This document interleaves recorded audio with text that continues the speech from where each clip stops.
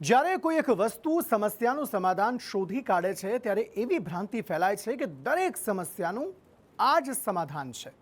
આજે આવું જ કંઈક લોકો પણ કરી રહ્યા છે। જુદા જુદા વિસ્તાર પ્રમાણે લોકોના જુદા જુદા પ્રશ્નો છે, પરંતુ આ બધા લોકોની એક જ પદ્ધતિથી વિરોધ કહો કે રણનીતિ, જેમને લાગી રહ્યું છે કે આવું કરીશું તો જ સમસ્યાનું સમાધાન થશે અને સમસ્યા ઉકેલાશે। લોકો દરેક નાના મોટા પ્રશ્ન માટે આ બ્રહ્માસ્ત્રનો ઉપયોગ કરી રહ્યા છે।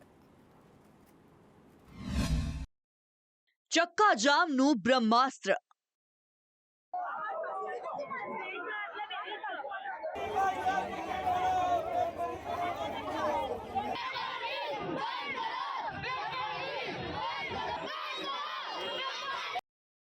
ચક્કાજામ એટલે કામ તમામ।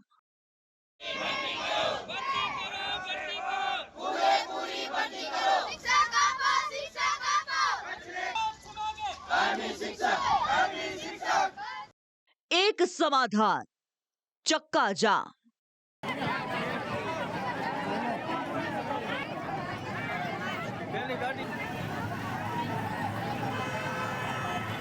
રોડ રસ્તા પર ઉમટતી લોકોની ભીડ અને ચક્કાજામ દરેક સમસ્યાનું સમાધાન બની ગયું હોય તેવું લાગી રહ્યું છે।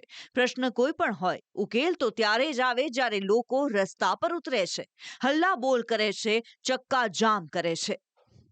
આજે આવી જ એક લડતે ફરી જીત અપાવી આ વાત પર મોહર મારી છે કે ચક્કાજામ સિવાય કોઈ ઉકેલ નથી। મહેસાણાના બહુચરાજી હાઈવે નજીક આવેલા સામેત્રા ગામે છેલ્લા દિવસોથી ભારે દુર્ગંધ મારી રહી હતી। આ દુર્ગંધ ફેલાતી હતી આસપાસ આવેલી ફેક્ટરીઓના કારણે। દુર્ગંધથી ત્રાહિમામ થયેલા ગ્રામજનોએ આની અનેકવાર ફરિયાદ કરી। ક્યારેક ગ્રામજનોએ મિલ માલિકોને રજૂઆત કરી તો ક્યારેક વહીવટી તંત્રને, પણ આનો કોઈ ઉકેલ આવ્યો નહીં। તમામે ગ્રામજનોની કોણીએ ગોળ ચોપડ્યો। આખરે કંટાળી આજે સામેત્રાના ગ્રામજનોએ ચક્કાજામનું બ્રહ્માસ્ત્ર ઉગામ્યું હતું।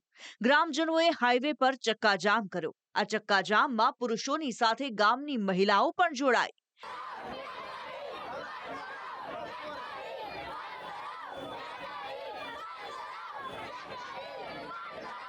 બાળકો પણ પોસ્ટર સાથે સૂત્રોચ્ચાર કરતા જોવા મળ્યા।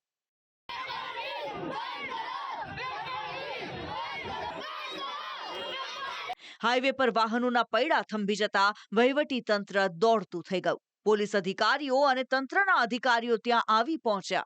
લોકોના વિરોધના પગલે આખરે નિર્ણય લેવાયો કે ફેક્ટરીને હંગામી ધોરણે બંધ કરવામાં આવે। જ્યાં સુધી દુર્ગંધ બંધ ન થાય ત્યાં સુધી કંપની બંધ રાખવા પ્રાંત અધિકારી, ડીવાયએસપી અને જીપીસીબીએ આદેશ કર્યો। એમના જે સાધન સામગ્રી જરૂરી લગાવવામાં સૂચના આપવામાં આવી, જેના કારણે દુર્ગંધ આવતી જે ગામમાં બંધ થાય એ પ્રોસેસ પૂરી કર્યા બાદ કંપની દ્વારા જ્યારે રિપોર્ટ આપવામાં આવશે કે તમામ પ્રકારની પ્રક્રિયા પૂર્ણ કરવામાં આવી, ત્યારબાદ સંયુક્ત ટીમની વિઝિટ થશે અને કંપની ચાલુ કરવામાં આવશે। હાલ પૂરતી જ્યાં સુધી કંપનીએ ધારાધોરણ મુજબ એની સિસ્ટમ ઇન્સ્ટોલ નથી કરતા ત્યાં સુધી આપણે હાલ એને કંપનીને બંધ કરીએ છીએ। તો આવી જ રીતે 2 દિવસ પહેલા મોરબી શહેરના મહેન્દ્રનગરમાં કેટલાક રહીશોએ ચક્કાજામ કર્યો હતો।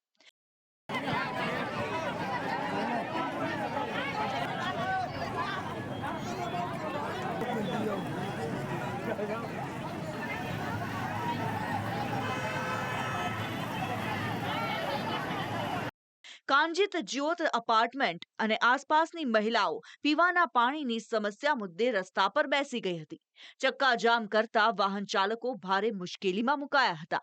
પોલીસ અને વહીવટી તંત્રની ટીમ દોડતી થઈ ગઈ હતી। તો 14 સપ્ટેમ્બરના રોજ કચ્છ મુન્દ્રાના મોખા ટોલ નાકા પર ચક્કાજામ થયો હતો।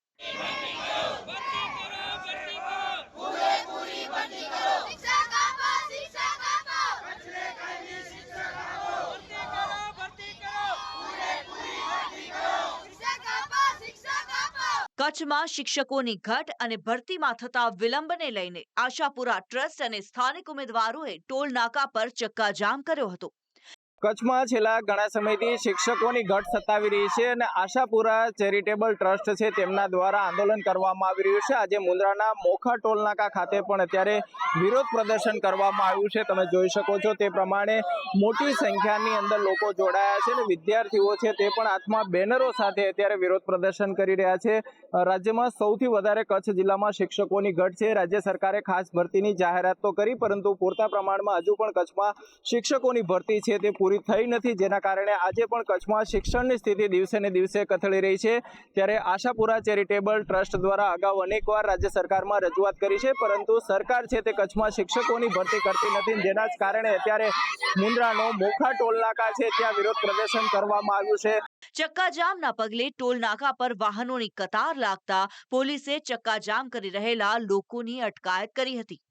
આમ હાલ રાજ્યમાં દરેક સમસ્યાનું સમાધાન ચક્કાજામ બની ગયું છે. જો કે આ ચક્કાજામ પેટર્નની શરૂઆત મોરબીથી થઈ હતી. વિસાવદરની પેટા ચૂંટણી બાદ આમ આદમી પાર્ટીના ટેકેદારોએ મોરબી શહેરમાં રોડ રસ્તાની સમસ્યાને લઈને સ્થાનિકોને સાથે રાખી ચક્કાજામ કર્યું હતું. આ ચક્કાજામ સામે વહીવટી તંત્ર ઘૂંટણીએ પડ્યું હતું અને તાત્કાલિક રોડ રસ્તાની સમસ્યાનો ઉકેલ આવ્યો હતો. બસ પછી શું? લોકોને લાગવા લાગ્યું છે કે હવે ચક્કાજામ એ જ ઉપાય, કારણ કે રસ્તો બંધ થતા વહીવટી તંત્ર પર ભારે દબાણ પડે છે. સ્થાનિકોની રજૂઆતને ગંભીરતાથી લેવાય છે. વહીવટી તંત્ર સામે ચાલીને રજૂઆત સાંભળવા આવે છે અને તાત્કાલિક સમસ્યાનું સમાધાન શોધવામાં આવે છે. ચક્કાજામથી વહીવટી તંત્ર પર દબાણ ઊભું થતા હવે દરેક વિરોધ પ્રદર્શન ચક્કાજામનું સ્વરૂપ લઈ રહ્યું છે. પણ દર વખતે ચક્કાજામ સમસ્યાનું સમાધાન બનતું નથી. ચક્કાજામથી બીજા કેટલાક પ્રશ્નો પણ ઊભા થાય છે, જેમાં સૌથી મોટી અસર વાહન વ્યવહાર પર પડે છે. વાહન વ્યવહાર ખોરવાતા અનેક લોકો મુશ્કેલીમાં મુકાય છે. લોકોને ચકરાવો મારવો પડે છે. કોઈ નિર્ણય અને સમય સાથે સર્જાયેલી સમસ્યા ઉકેલવામાં સમય લાગતો હોય છે. સમસ્યા અને તેનું સમાધાન સતત ચાલતી પ્રક્રિયા છે. પણ હવે ચક્કાજામને કારણે મળતી ઉકેલની બાંહેધરી અને આશા મોટી બની છે, જેને કારણે હવે વિરોધ પ્રદર્શનની પેટર્ન બદલાઈ છે અને ચક્કાજામ એ જાણે બ્રહ્માસ્ત્ર બની ગયું છે. બ્યુરો રિપોર્ટ, સંદેશ ન્યૂઝ.